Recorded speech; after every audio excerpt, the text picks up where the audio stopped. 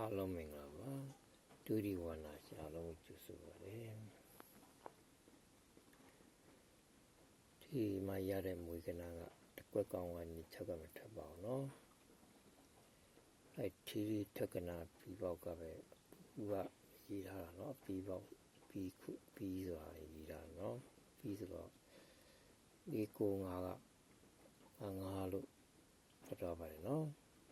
ဒီလိုလေအခုကတော့မထည့်ထားတာပါ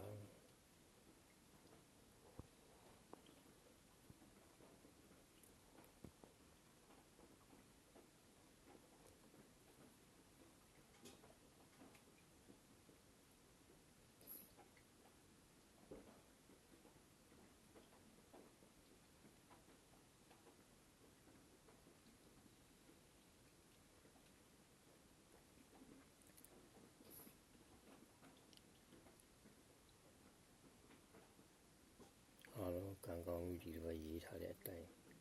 ဖူးရမထွက်ပဲရေးထားတဲ့အတိုင်းထွက်ပါစေ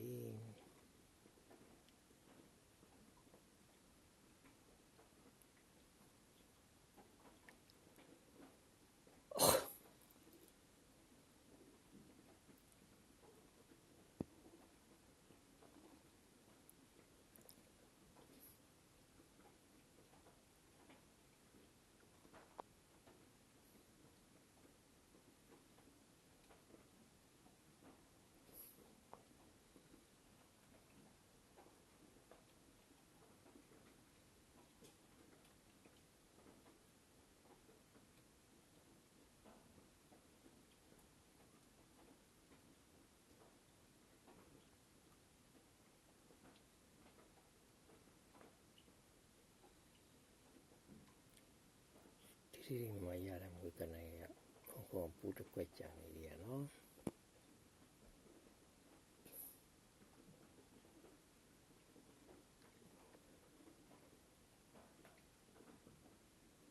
ပြန်ရရအကုန်ထွက်တော့ပါပြီပြေပါနေ6တစ်ခွက်နဲ့ဒီကတစ်ခု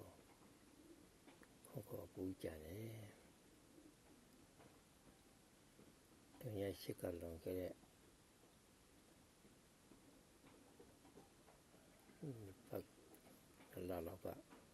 ဝေကနာပါနော်ရှစ်တုံးရ